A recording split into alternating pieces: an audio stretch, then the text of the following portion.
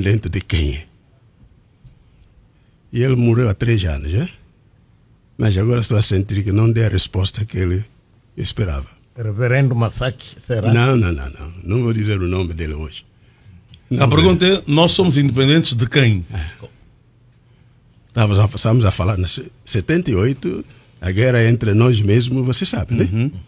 E ele, quando falamos da situação da igreja em zonas em conflito militar, então aquilo levantou outro tipo de situações.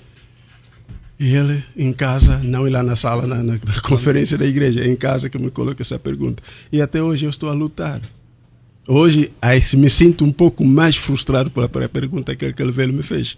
E antes dele morrer há 3 anos, voltou a falar comigo, sem diretamente, mas está a colocar esses assuntos. E o reverendo António Nzinga já encontrou a resposta? A resposta tem que ser a nossa. Ele diz, nós somos independentes de quem é. Obrigado, é isso que eu quero dizer. Lutamos contra o colonialismo, não nos acordamos, o inimigo comum. Não fomos capazes de nos juntar e trabalhar junto. Os 14 anos que contamos de luta armada, até durante essa luta nos matamos a nós mesmos também. Nos confrontamos entre nós. Declaramos-nos independentes. Como já disse aqui, já lhe falei. 3 declarações na mesma hora. A quarta é o governador da província de Angola, que era a província de Portugal. Nem o primeiro-ministro, nem o presidente veio para vir declarar a independência como fizeram em outros países que o Portugal colonizou. Nenhum. O que estou a querer dizer? A independência que nós estamos a dizer que estamos a gozar, nunca nos acordamos que Angola vamos ser. É aquilo que eu tenho dito várias vezes, desde 1984 que eu comecei a falar disso. Manos estava no poder. Me chamou várias vezes para falarmos. Mano José Eduardo dos Santos. Bom, eu espero que vocês todos sejam angolanos. E sejam adultos. Entendemos. Estamos a falar para milhões de pessoas. Dentro e fora da Angola. Esse é o problema que você tem como comunicador. Nós precisamos de realmente olhar nos verdadeiros problemas que temos. Na luta não nos acordamos. E a nos proclamarmos independentes também não existe uma visão comum da Angola que queremos ser. E aqui vou colocar 2 pontos que considero fundamentais. Os povos que os portugueses chamaram angolanos não eram tribos nem etnias, eram povos. E nunca tomamos isso a sério nós mesmos. Eu sou Mukongo, yeah? Como o mais velho aqui está a me falar do meu nome, António Nzinga. Não vou contar hoje, quando você vai me convidar no outro debate, vamos falar o valor do nome nas sociedades que os portugueses chamaram angolanos. E o que eu sofri. Se hoje, está vendo, ele está a insistir, diga Daniel António Nzinga. O administrador português na Dama, se ele tivesse ainda em vida, eu iria dizer, chama o senhor. A confrontação que eu tive em 75 para me tratar o bilhete de identidade. Me deram o formulário, preenchi, terminei. Reverendo, volta amanhã, vamos te dizer a coisa. E ele que me levou no serviço deles daqui. E quando volto no dia seguinte, eu preenchi o formulário Daniel António Nzinga. O chefe de serviço está a me dizer, não podemos fazer isso. Encontrei o que criaram para fazer o bilhete, Daniel Antônio Ginga. Não. Mas vou parar aí hoje, para entender o que estou a querer dizer. A identidade angolana não foi definida por nós, mas eu aceitei. Sabe por quê? O português, quando perguntou quem é que governa, aqui é na ilha de Luanda, é? Estou a falar do século XV. Quem é o governador, o governo dessa coisa? E os velhos que lá encontraram disseram Angola. E o português viu Angola. Chega lá, estamos a vir numa terra de Angola, porque não podia pronunciar. E eu não lhe culpo, porque todos nós temos essa situação. E daí eles deram esse espaço de Luanda o nome Angola. E eu tenho dito, já falei disso em várias conferências, até internacional. Não tenho problema com a palavra Angola. O português pronunciou mal. Mas como tornou-se o espaço onde eu vivo, eu considero todo cidadão rei. Porque a palavra Angola é rei. E em Kikongo, Entino, Mfumo, é a mesma palavra. E quando falo de Entino, é o rei. Quando falo de Mfumo, é o líder, é o chefe. Então, todo cidadão tem que assumir que eu sou rei nessas terras. Será que somos? Deixa-me terminar, por favor. Não, reverendo, é curiosidade. Então, o que estou a querer dizer, nos declaramos independentes naquelas condições, lutamos naquelas condições. Repito, os povos que os portugueses chamaram angolanos eram povos e com suas nações e Estado. Nós não devemos criar a nação angolana apenas na base daquilo que os europeus, os americanos, aliás, já não chamamos os americanos que estão aí como americanos. Voltarei lá um do outro dia que vai me chamar. Nós temos que ser o que nós somos. E fomos criados por Deus para ser o que somos. Mas como, reverendo? O reverendo fez uma cronologia muito importante dos acontecimentos.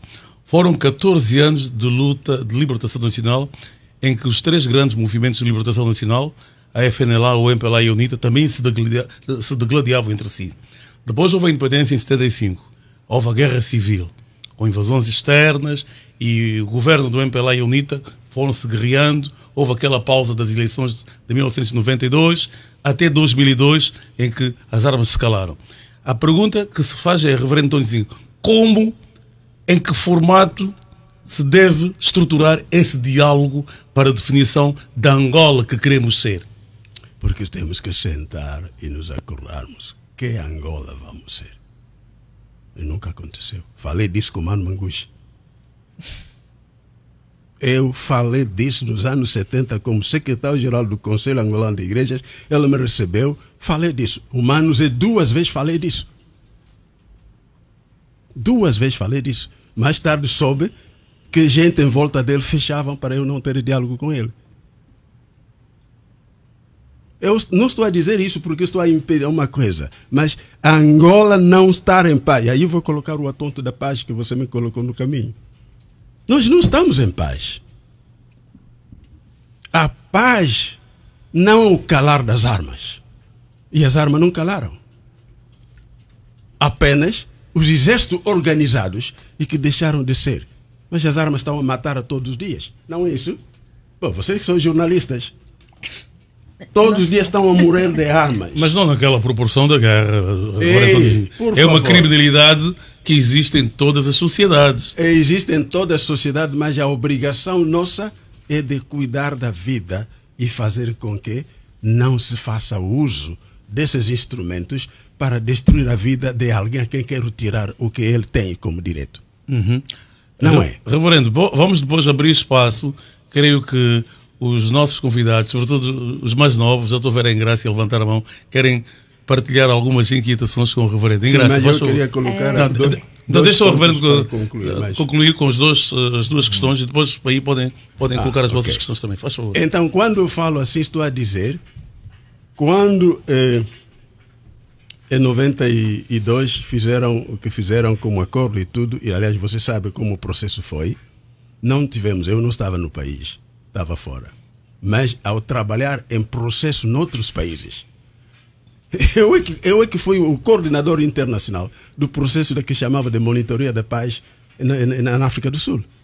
Eu é que tratava com o velho de Klerk, com o velho Mandela. Eu é que ia na zona onde estão a se matar aquela coisa de Butelese e não sei o quê. Esse é o trabalho que eu fazia. E vou vir falar com o presidente da República sobre as coisas e como sair da situação. O ministro da polícia me chama, eu em Genebra, às 2 da manhã. Reverendo, a situação na zona tal está assim. Quando chego, o meu chefe está a dizer, vai. Acompanhei isso, vi. Acompanhei em outros países. Falei isso na TV Zimba, aqui na RDC. O que estão a dizer que o meu presidente está a facilitar as negociações, eu estou a rir. Porque o assunto lá que está a RDC, enquanto não tratarem a causa, a RDC nunca vai sair da situação em que se encontra. Estive lá. Trabalhei naquele processo. A proposta que dei não foi aceita pelo velho Mobutu. Falei disso na TV Zimbo. Quer dizer, o que estou a querer dizer, nós, para sermos realmente uma república, a cidadania, toda ela, deve participar nas decisões que determinam os destinos, não o que tem acontecido. Segundo, vou falar do processo político.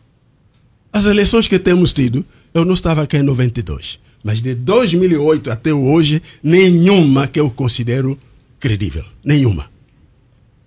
E isso tudo é por causa da estrutura política que temos no país. Estamos a pedir o voto da cidadania, mas a cidadania não participa nas decisões que estão a determinar os seus votos. E a todo momento criamos condições para frustrar essa participação. Repito, de 2008 eu estou neste país, estou a acompanhar o que está a acontecer. Sei que o que tem faltado podia ser corrigido, se nos acordarmos. Bom, falamos, já agradeci a recepção do presidente da UNITA pelo presidente da República. Muito bem. Mas não podemos continuar a pensar que a UNITA e o MPLA é que devem determinar os nossos destinos. Exato. Não. Não. O parlamento, o sistema tem que mudar.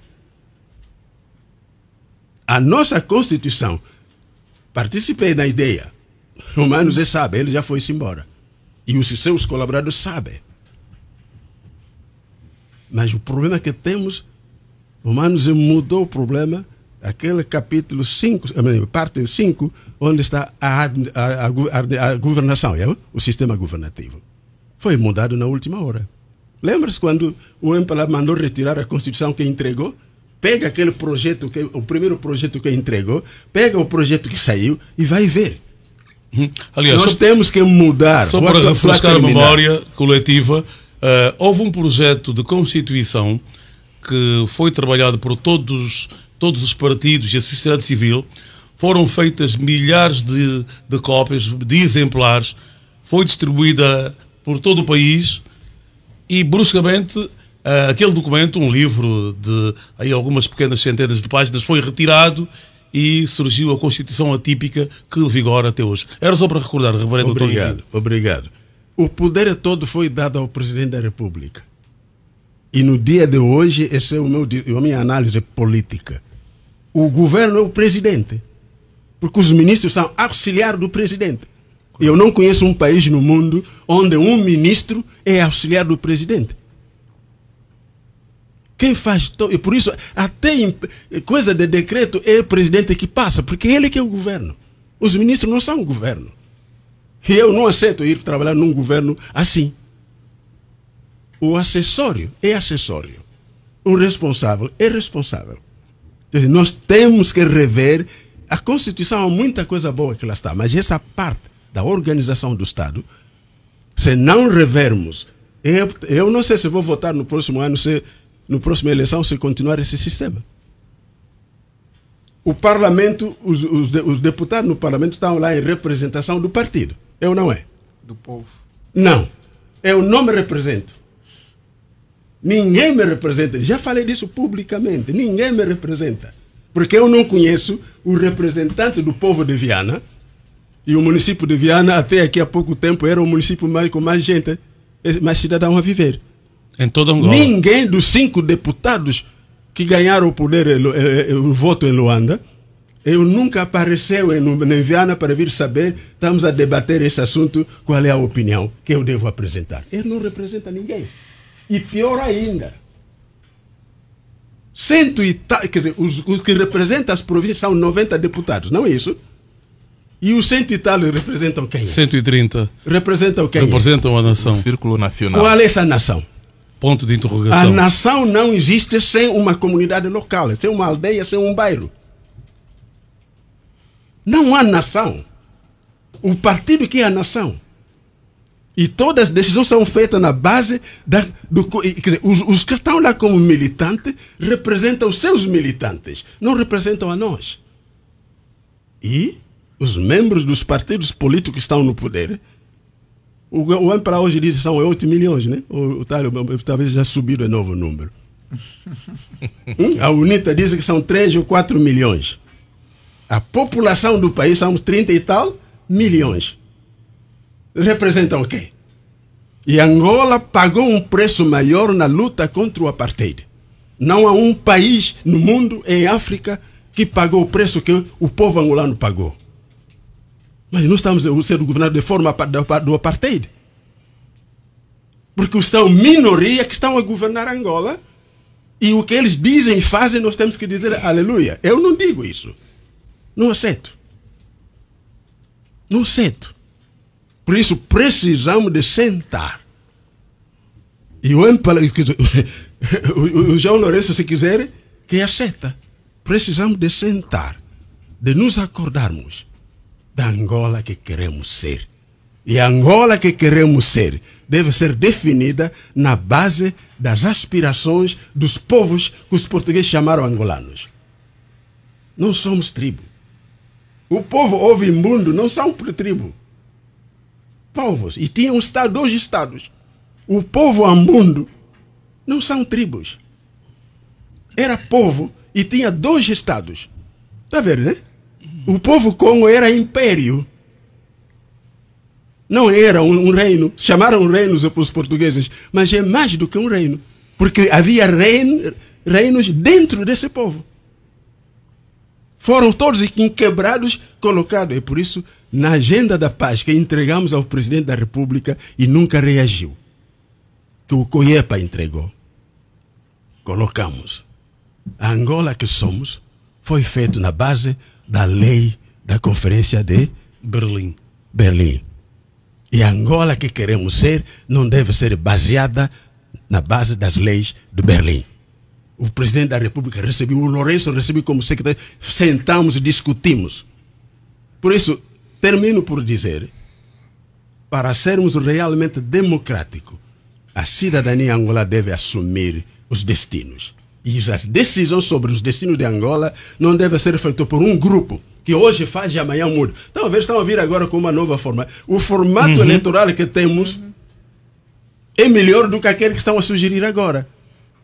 Por quê? Para fazer ganho, né? Reverendo, vamos